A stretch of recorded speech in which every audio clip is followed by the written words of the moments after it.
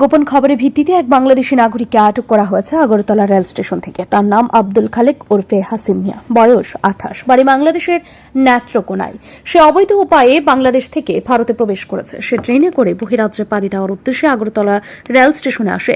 Agartala GRPS, Agartala RPF এবং গোয়েন্দা বিভাগ মিলে এই অভিযানটি করে। প্রাথমিক জিজ্ঞাসায় সে কলকাতা যাবে বলে জানায়। শুক্রবার সাংবাদিকদের কথা জানিয়েছেন জিআরপি থানার ওসি তাপস দাস। তিনি বলেন, বাংলাদেশ থেকে প্রতিনিয়ত আগরতলা রেল স্টেশনকে ব্যবহার করে মানব পাচারকারীরা অনুপ্রবেশকারীদের এনে ভারতের বিভিন্ন রাজ্যে তাদেরকে পাচার করছে। কাউকে কাজের জন্য, কাউকে মোটা অঙ্কের প্রলোভন দেখিয়ে এইভাবে পাচার করে চলেছে। এর সঙ্গে যুক্ত আছে একটি পাচার চক্র। প্রায়শই এই চক্রটি মানব পাচার করছে, বিনিময়ে লক্ষ লক্ষ টাকা কামাই করে চলেছে। পাশাপাশি তিনি বলেন, বৃহস্পতিবার রাতে আগরতলা জিআরপি থানার পুলিশ এবং আগরতলা আরপিএফ মিলে একজন ড্রাগ প্যাডলারকে আটক করেছে আগরতলা রেল স্টেশন থেকে। তার কাছ থেকে বাজেয়াপ্ত করা হয়েছে মোট 2 কেজি 185 গ্রাম শুকনো গাঁজা। 2টি প্যাকেটে এই গাঁজাগুলি একটি পিট্টো ব্যাগের মধ্যে রাখা ছিল। এগুলি সে ট্রেনে করে আগরতলা রেল স্টেশনকে ব্যবহার করে পাঞ্জাবে নিয়ে যেতে চেয়েছিল। এই নিয়ে সে অনেকবার ট্রেনে করে গাঁজা নিয়ে গেছে সে, কিন্তু আগরতলা রেল স্টেশনে এই প্রথম।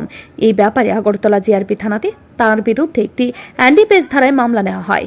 এই মামলাতে আরও অনেকেই গ্রেফতার হতে পারে বলে অনুমান। ধৃত নেশা কারবারির নাম দীপঙ্কর, বয়স 22, জেলা আরিয়া, উত্তরপ্রদেশ। এই গাঁজাগুলি সে পাঞ্জাবে নিয়ে যাচ্ছিল।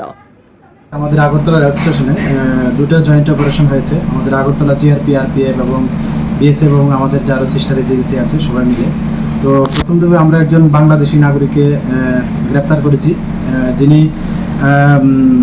ভারতের বর্ডার ক্রস করে আমাদের আগরতলা রেল স্টেশনে এসেছিল এবং রেল স্টেশন হয়ে উনি কলকাতা যাওয়ার উদ্দেশ্য এরকম যে জিজ্ঞাসাবাদে উনি বলেছেন।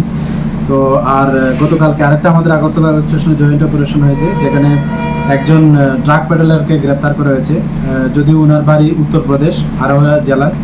তো আমরা ওনার কাছ থেকে মোট 2.185 কেজি গাঞ্জা আমরা সিজ করেছি, সঙ্গে কিছু ডকুমেন্ট এবং ওনার অ্যান্ড্রয়েড মোবাইলও।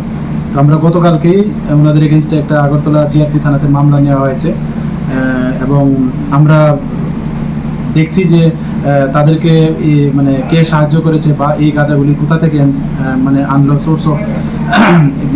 তো যারা এটার সঙ্গে যুক্ত থাকবে আমরা অবশ্যই তাদের আইনের আওতায় আনবো।